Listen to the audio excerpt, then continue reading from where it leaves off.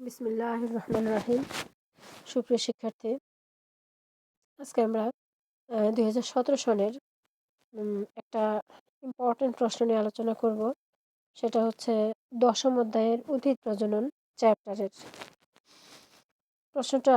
আহ, ঢাকা বোর্ডে এসছিল।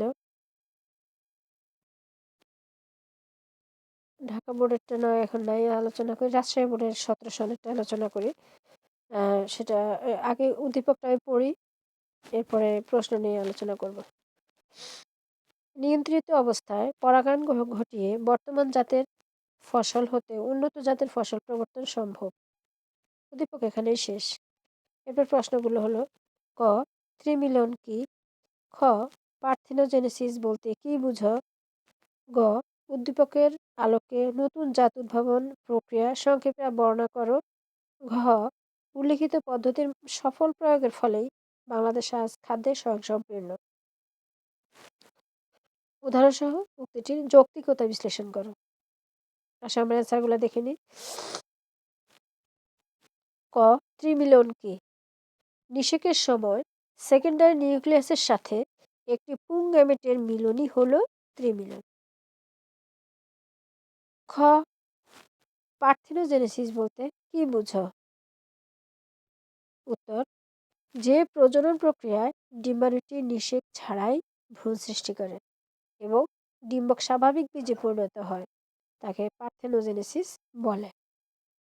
যেমন বোলতা, মৌমাছি, রোটিফার ইত্যাদি প্রাণীদেহে এবং স্পাইরোগাইরা, মিউকর, ফার্ন প্রভৃতি উদ্ভিদদেহে এ ধরনের জনন দেখা যায়।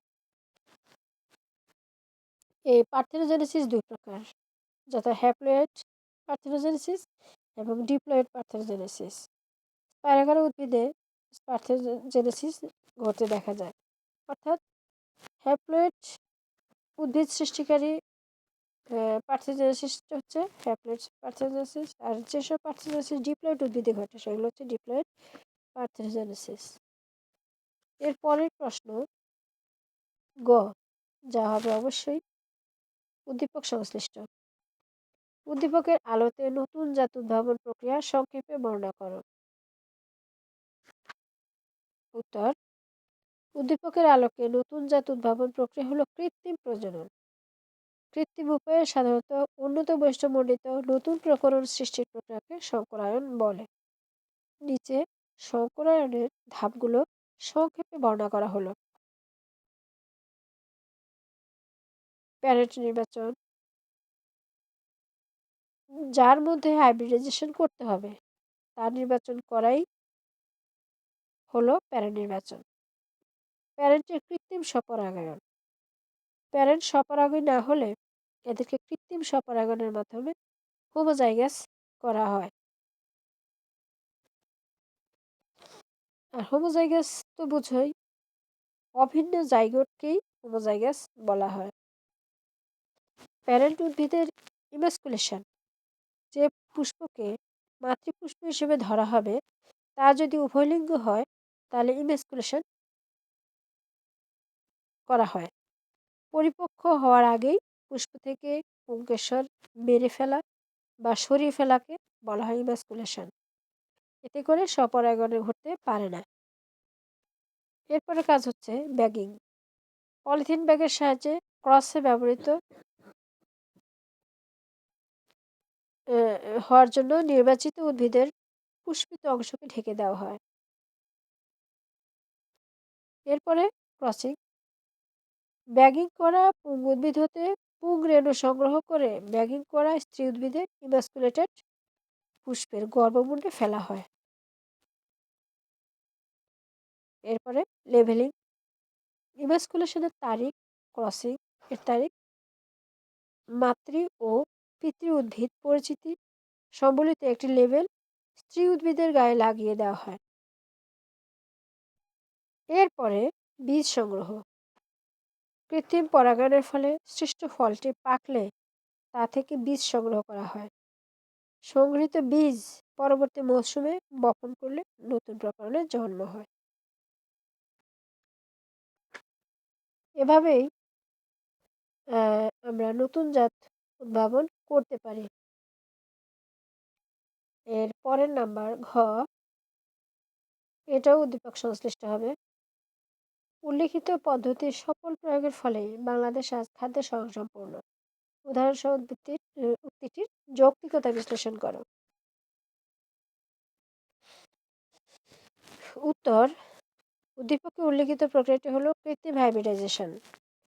কৃত্রিম হাইব্রিডাইজেশনের ফলে সফল কৃত্রিম হাইব্রিডাইজেশনের সফল প্রয়োগের ফলে বাংলাদেশ আজ খাদ্যে স্বয়ংসম্পূর্ণ। যৌক্তিকতা বিশ্লেষণ করলাম, সেটা হলো কৃত্রিম সংকরায়ন প্রক্রিয়ার মাধ্যমে আন্তর্জাতিক ধান গবেষণা ইনস্টিটিউট উদ্ভাবন করেছে ইরি আট ধান। এর ফলে কৃষক একর প্রতি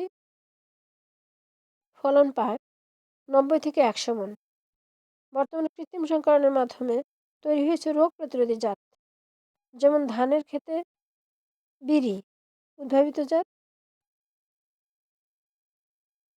বিআর 10 মুক্তা, বিআর 14 গাজী, বিআর 15 মোহিনী, বিআর 16 শাহিব আলম ইত্যাদি।